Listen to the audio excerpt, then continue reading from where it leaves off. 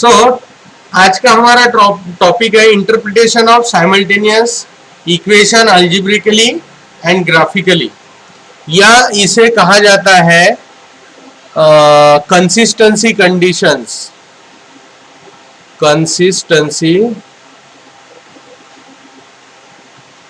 Conditions of simultaneous linear equation. बराबर है। अब ये इसमें दो तरह की चीजें होती है कि equations are consistence and equations are inconsistence. समझ में आया क्या? अब कंसिस्टेंट किसे कहेंगे? Those equation having solutions.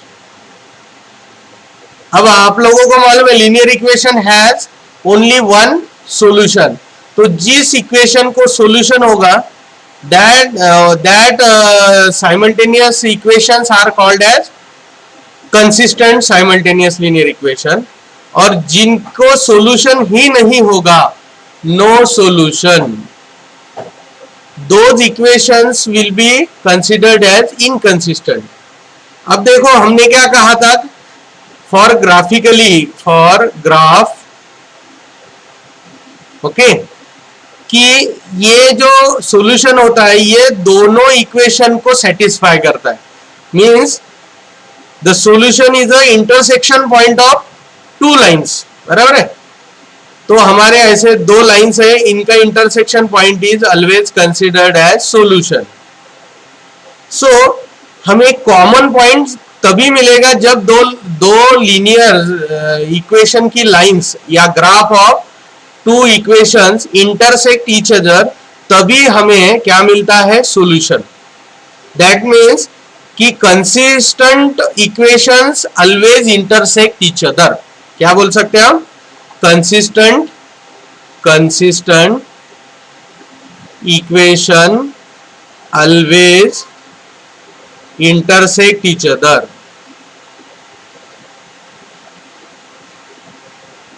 Always intersect each other.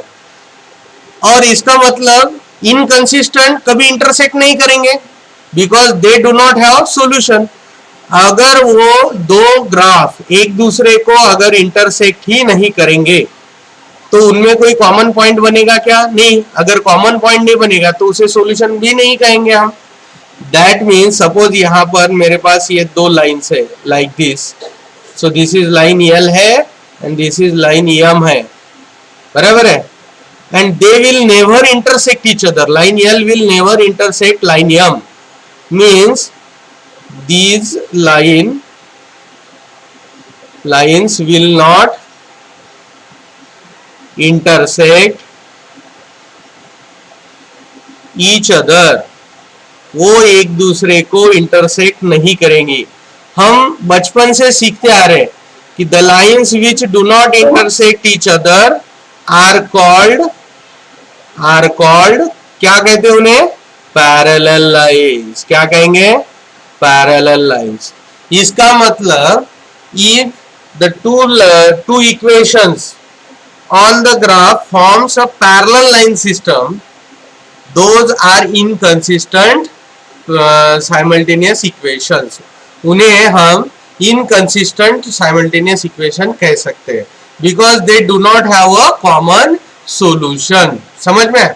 अब इसके लिए मैंने क्या किया कि यहाँ पर तीन कंडीशन हमारे पास मौजूद होती है कि सिर्फ इक्वेशंस देख के हम बता सकते हैं कि इस इक्वेशन को एक सॉल्यूशन होगा, वन सॉल्यूशन का मतलब यूनिक एक ही सॉल्यूशन होगा, या फिर सॉल्यूशन ही नो सॉल्यूशन। दूसरी कंडीशन क्या होगी? No solution. दूसरी कंडीशन इज नो सॉल्यूशन। ये है हमारी पहली कंडीशन। दूसरी condition is no solution and तीसरी is infinite solution. Infinite solution ये भी एक तीसरा कंडीशन है। तो इस तरीके से तीन तरीके से हम वो जो ग्राफ दिए हमारे इक्वेशंस दिए हैं उनके हम जो सॉल्यूशन है उसके हिसाब से इसको क्लासिफाई कर सकते हैं। अब देखो यूनिक सॉल्यूशन कौन से इक्वेशंस का रहता है। तो यहाँ पर देखो हमने दो इक्वेशन मैंने यहाँ लिखे हैं, दैट इज देखो मैं हाईलाइट कर रहा हूँ। First equation is x plus y equal to 5, second equation is x minus y equal to 1। इस तरीके से अगर हम इसको सॉल्व करेंगे इन दोनों को, तो हमें ऐसा पता चलता है कि 3,2 देखो क्या है, 3,2 is the common solution for this graph. इन पूरे ग्राफ के लिए, ये दोनों इक्वेशन के लिए 3,2 या 3,2 will satisfy both the equation. अगर चाहिए तो इसमें पुट करो x is 3 plus 2, 3 plus 2 is 5, तो पहला इक्वेशन प्रूव हो गया। दूसरे इक्वेशन में देखो x is 3 minus y is 2, 3 minus 2 is 1, so LHS equal to RHS.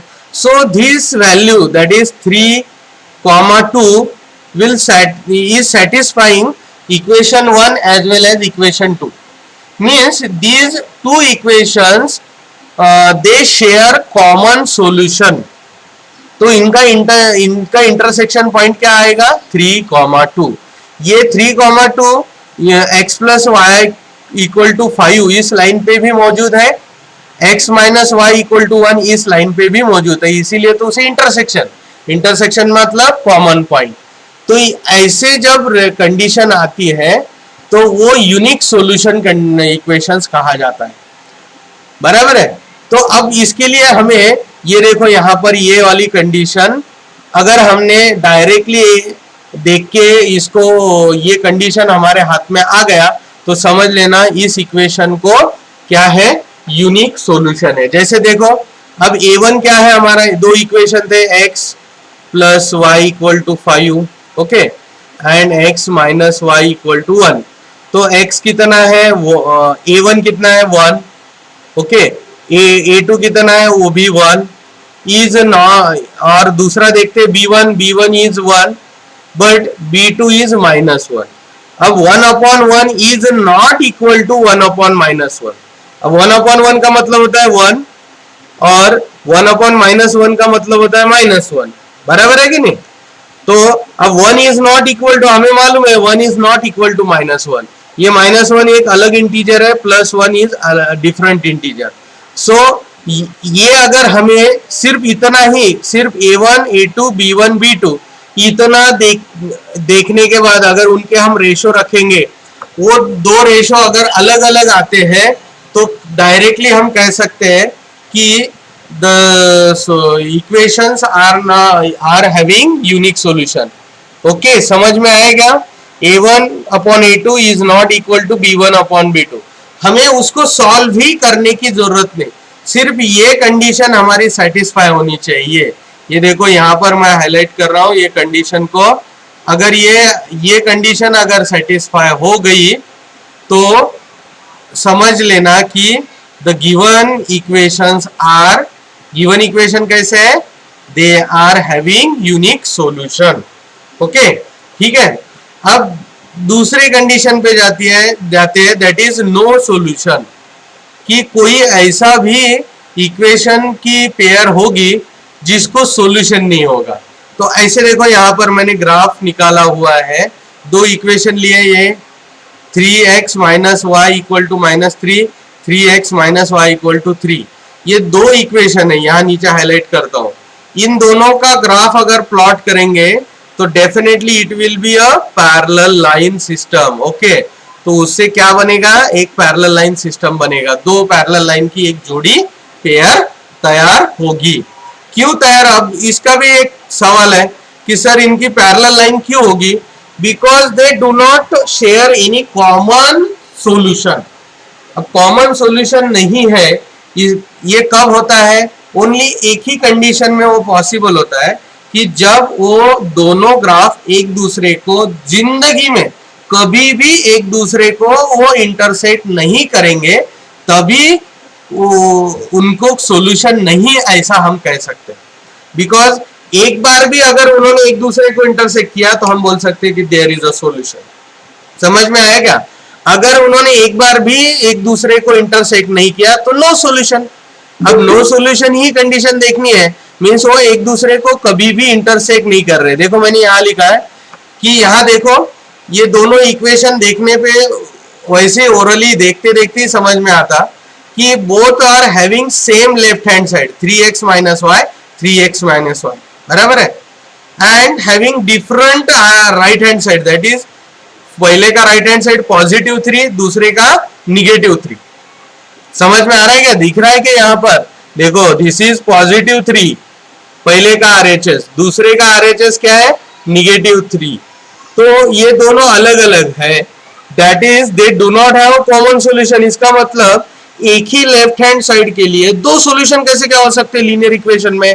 It is highly impossible. Same left hand side can not be equal to two different right hand sides. Linear equation में ऐसा होना is highly impossible, so they could not have a common solution, therefore they cannot be solved simultaneously, therefore the graph of the given equations are two distinct lines। ये दोनों graph अलग अलग lines है which never intersect each other, और उसी का ही मतलब होता है कि those are parallel lines। अगर कोई दो लाइन एक दूसरे को कभी भी जिंदगी में इंटरसेक्ट नहीं हो रहे, इसका मतलब है कि वो पैरेलल लाइंस है, दूसरा तीसरा कुछ नहीं। अब इसके लिए यहाँ नीचे मैंने ये देखो यहाँ कंडीशन दिया हुआ है। क्या कंडीशन दिया हुआ है कि देखो इसमें A1 A2 B1 B2 ये जो रेशो है दिस इज कॉमन, ये सॉरी इक्वल, कॉमन नहीं, ये इक्वल मिलेगा, but that will not be equal to C1 by C2। देखो क्या कंडीशन है कि A1 upon A2 is equal to B1 upon B2, but this is not equal to C1 upon C2, means constants are different। देखो 3 upon -3 का ratio कितना आएगा? 1 -1 आएगा, बराबर है ना? रेशो क्या आएगा? 1 upon -1, ये रेशो आएगा। और A1 A2 B1 B2 का रेशो क्या आएगा? 3 upon 3 equal to B1 is -1 upon -1, means देखो 3 upon 3 इज 1, -1 upon -1 इज 1, तो ये आ गया A upon A2 B1 upon B2, ये दो इक्वल आ गए, इन दोनों रेशो का value is 1 1। But C1 upon C2 का रेशो का वैल्यू इज क्या है? -1, which is not equal to 1। समझ में आया क्या? तो ये है हमारा कंडीशन नंबर 2 कि हम सिर्फ इक्वेशन देखेंगे और दो इक्वेशन में कोएफिशिएंट्स के रेशियो रखेंगे, बराबर है? A1 A2 B1 B2 C1 C2। फिर देखेंगे कि A1 A2 B1 B2 इनका रेशियो कॉमन आता है क्या? अगर वो कॉमन आता है, रेशो का लोवेस्ट वैल्यू अगर सेम आता है या इक्वल आता है, बट जो कांस्टेंट का रेशो है that is C1 upon C2, इसका रेशो अगर डिफरेंट आता है तो समझ लेना कि these two equations do not have a common solution और they do not have any of solution, कोई सॉल्यूशन ही नहीं उनमें। ओके, समझ में आया? ये हो गई दूसरी कंडीशन। तीसरा कंडीशन, सब अपने कैमराज ऑन रखेंगे, सब अपने कैमराज ऑन रखेंगे। फिर से बोल रहा हूं कि लीनियर इक्वेशन का सिस्टम किसे कहते हैं और linear equation in two variable किसे कहते हैं? जब linear equation in two variable के दो इक्वेशन एक साथ काम करते हैं, अभी तक जितने भी हमने सॉल्यूशन एग्जांपल्स देखे हैं ना बुक में, those are called as linear equation system, उन्हें कहा जाता है linear equation system in two variables.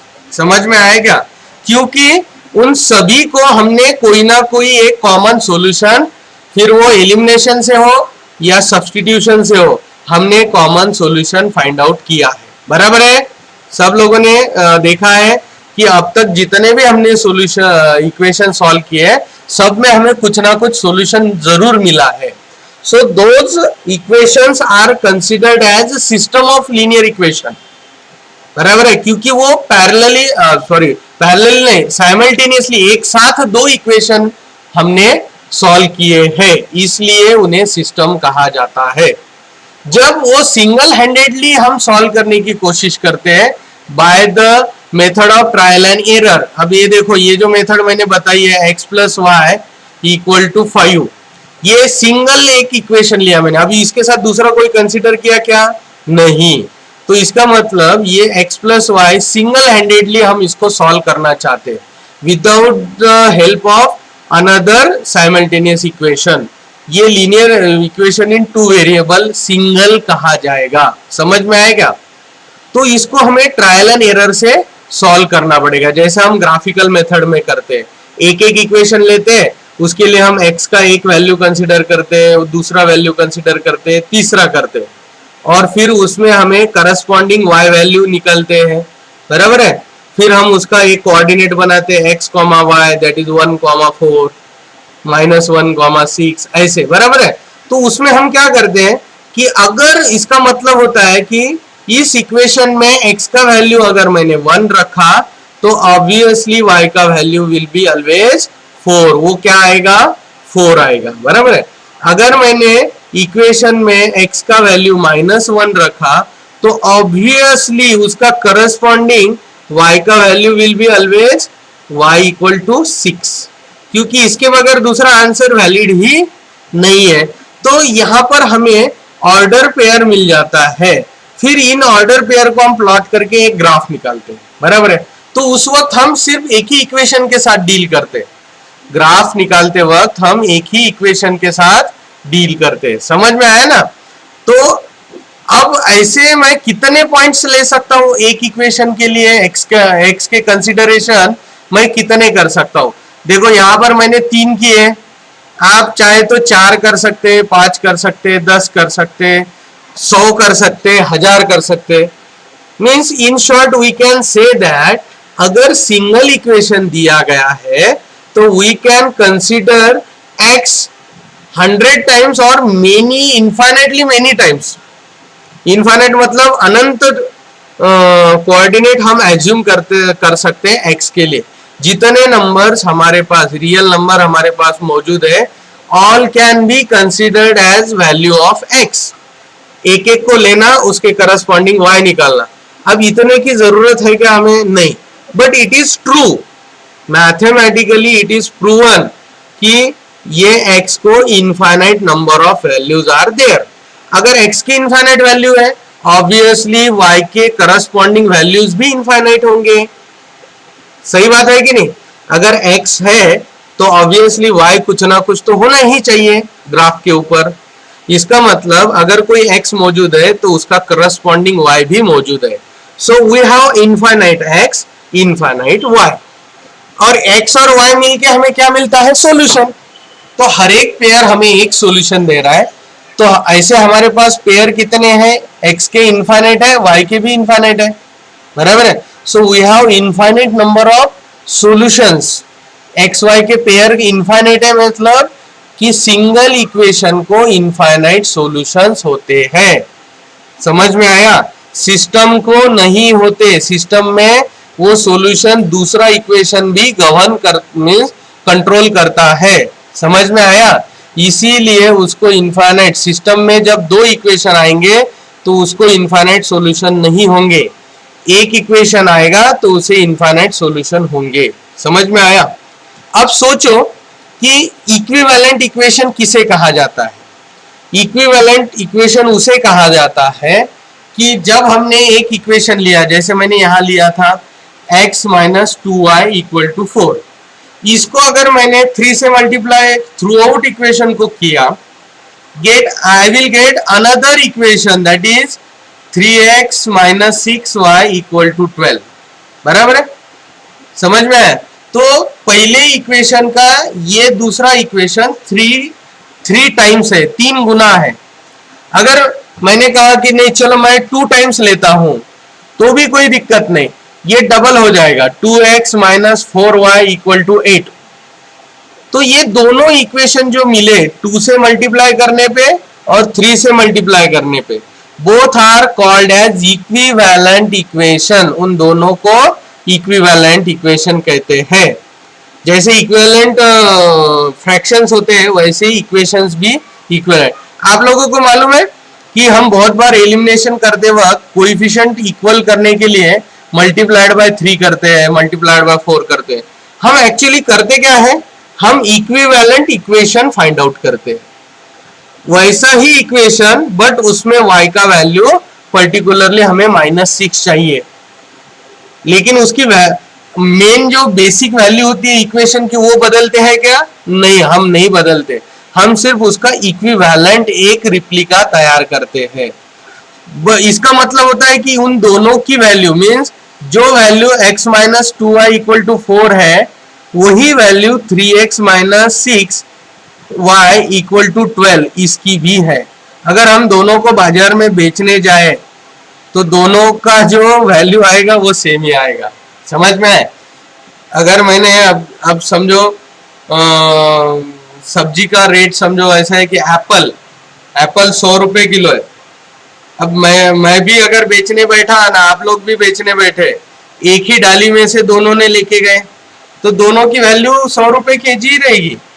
इसका मतलब क्या हुआ कि क्योंकि वो दोनों एक ही झाड़ से आए हैं या एक ही डाली से आए हैं तो दोनों की वैल्यू हमने सेम ही बताई है मार्केट में।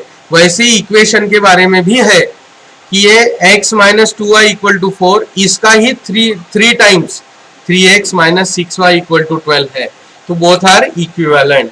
अब इसमें हमें देखना इतना ही है कि इसको सॉल्व करे बगैर सिर्फ कुछ जैसा टेस्ट ऑफ डिविजिबिलिटी है कि नहीं, उसी तरह सिर्फ उसके कोएफिशिएंट्स देख के हमें बताना है कि ये दो इक्वेशन को इनफाइनाइटली मेनी सॉल्यूशन है कि नहीं। तो उसके लिए सिंपल टेक्निक है, सीधा a1 अपॉन a2 का रेशो निकालो, b1 अपॉन b2 का रेशो निकालो, c1 अपॉन c2 का रेशो निकालो। अगर ये तीनों का लोवेस्ट वैल्यू अगर इक्वल आता है then you can say that these two equations having infinitely many solutions।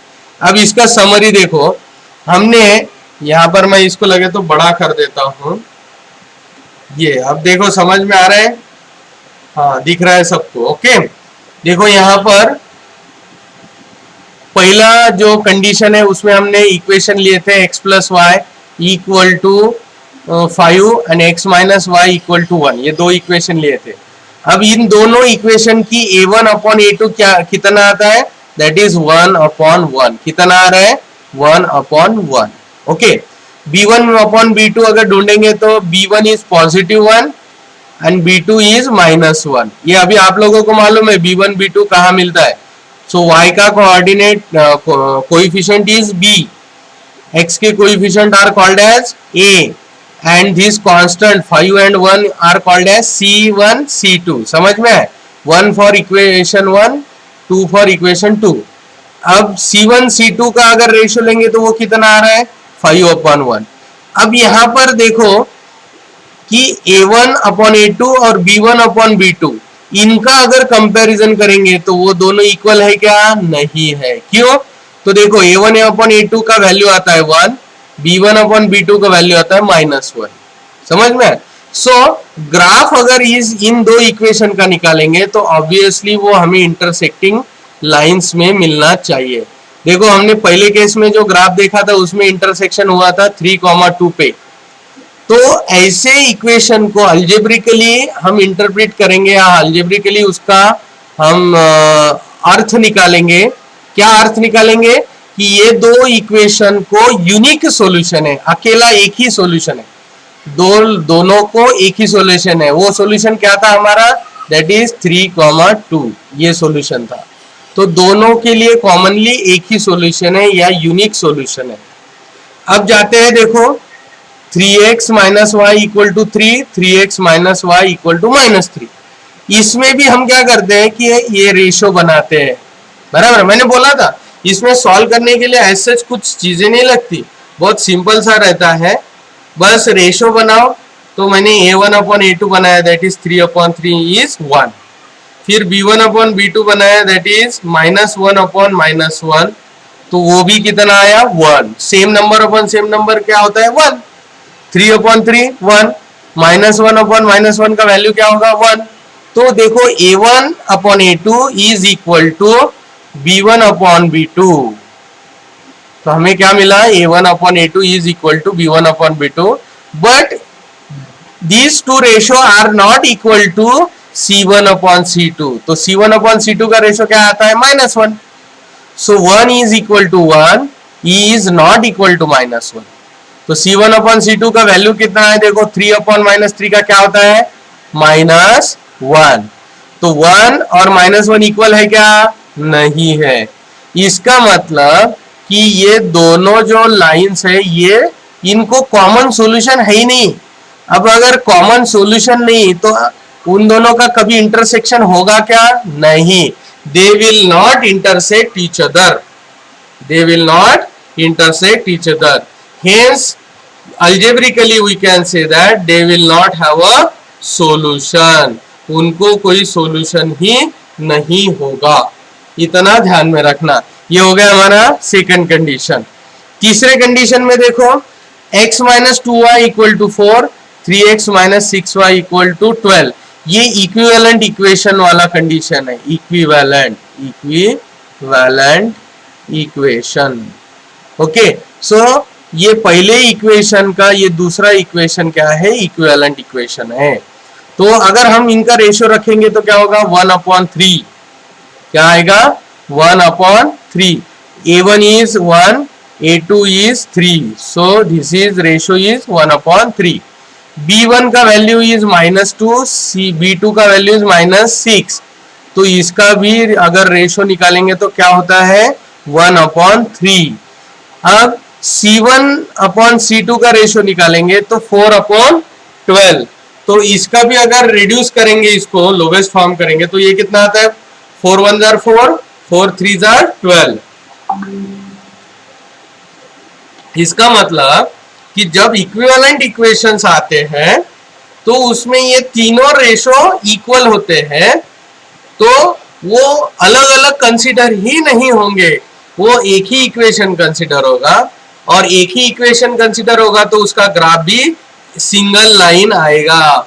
इसीलिए हम सिंगल लाइन को कहते हैं कोइंसाइडिंग ग्राफ, कोइंसाइडिंग लाइंस, कि वो दो लाइन एक दूसरे के ऊपर मैच करेंगे।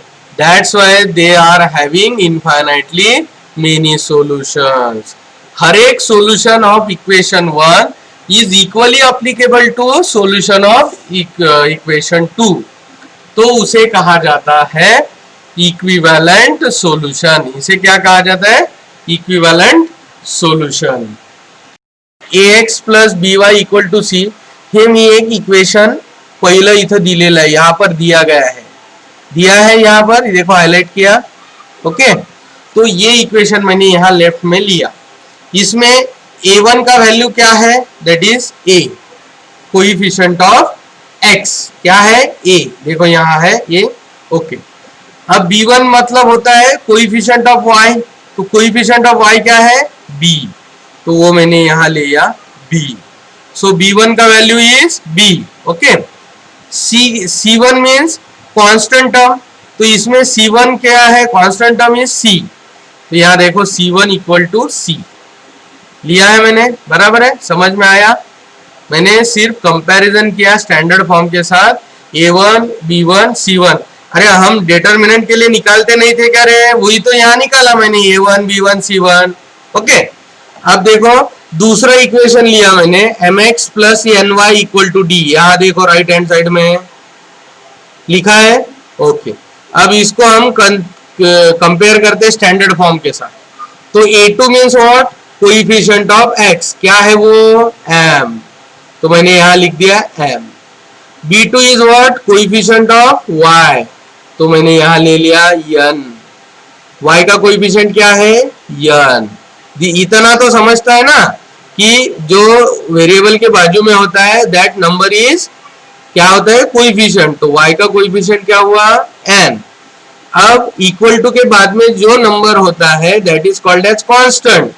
तो c2 क्या है, c2 = d, c2 = d, मतलब ये हमारा कांस्टेंट का वैल्यू है d। इसकी जगह पे कुछ भी नंबर रह सकता है, उन्होंने वेरिएबल लिया। अब उन्होंने एक और कंडीशन दिया है, देखो यहाँ मैंने उसको हाईलाइट किया है ये बॉक्स में, an is not equal to bm। Book में ये क्वेश्चन में दिया है an इज नॉट इक्वल, वही कंडीशन मैंने यहाँ लिखा कि an is not equal to bm। अब मैं क्या करता हूँ, n को नॉट इक्वल टू के राइट साइड में भेज देता हूँ डिनोमिनेटर में, और RHS का जो b है उसको लेफ्ट हैंड साइड के डिनोमिनेटर में मैंने शिफ्ट कर दिया। तो यहाँ पर क्या मिलेगा हमें कि a एज इट इज, उसके नीचे आएगा b, इज इक्वल टू बीच में रखते हैं, इज नॉट इक्वल टू, ये ऐसा का ऐसा हमारा सिंबल तो चेंज नहीं होगा, m, और उसके नीचे आएगा n जो ट्रांसपोज किया है। मतलब हमें यहाँ कंडीशन कौन सी मिली कि a upon b is not equal to m by n। But what is a? a is a1, b is a2, sorry b2। Okay, m क्या है?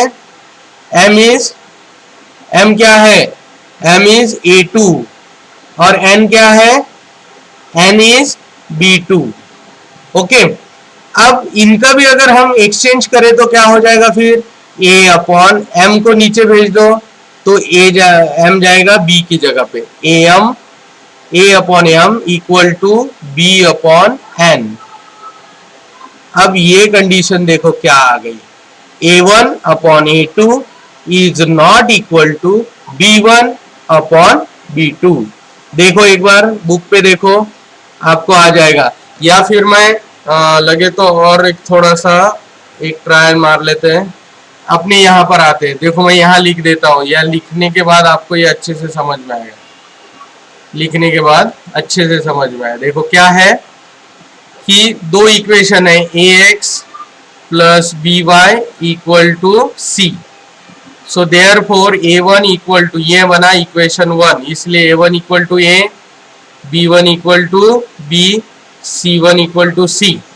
दूसरा इक्वेशन है mx plus ny equal to d, ये equation number 2। So यहाँ a2 equal to m आ गया, b2 equal to n आ गया, c2 equal to d आ गया। आया समझ में अभी? ओके, चलो वहां अगर किचमिट हुआ तो यहाँ ध्यान दे दे।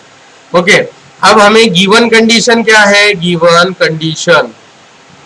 Condition is an is not equal to bm, ऐसा दिया है। अब देखो ये b को मैं a के नीचे भेज देता हूँ, सो a अपॉन m भेजता हूँ, m को भेजता हूँ, is not equal to b upon n। But what is, देखो हाँ यहाँ पर देखो, this a is what? a is a1, m is what? देखो यहाँ m is a2। Okay, so a1 upon a2 is not equal to b। देखो b is what? b1, तो मैं यहाँ लिख देता हूँ b1। Okay, and n is what? देखो ये दूसरे इसमें b2, तो मैं यहाँ b2 लिख देता हूँ। तो इसका मतलब क्या हुआ कि this a1 upon a2 is not equal to b1 upon b2। अब ये वाला कंडीशन आप लोग ये चार्ट में देखो, ये देखो यहाँ चार्ट में a1 अपॉन a2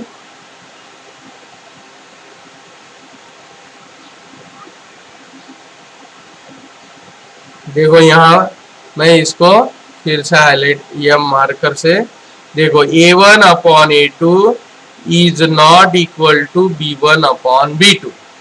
ये किस कंडीशन के लिए लागू है? यूनिक सॉल्यूशन का मतलब ओनली वन सॉल्यूशन। अब समझे क्या? किया क्या मैंने? कुछ नहीं, देखो दो इक्वेशन लिखे, a1 b1 c1 लिखा, a2 b2 c2 लिखा, इनके रेशो रख के देखा कि वो कौन से टेबल के कौन से कंडीशन में बैठ रहे, तो पहले केस में बैठ रहे, इसलिए मैंने उसको बोला कि these two equations have only one solution और यूनिक सॉल्यूशन।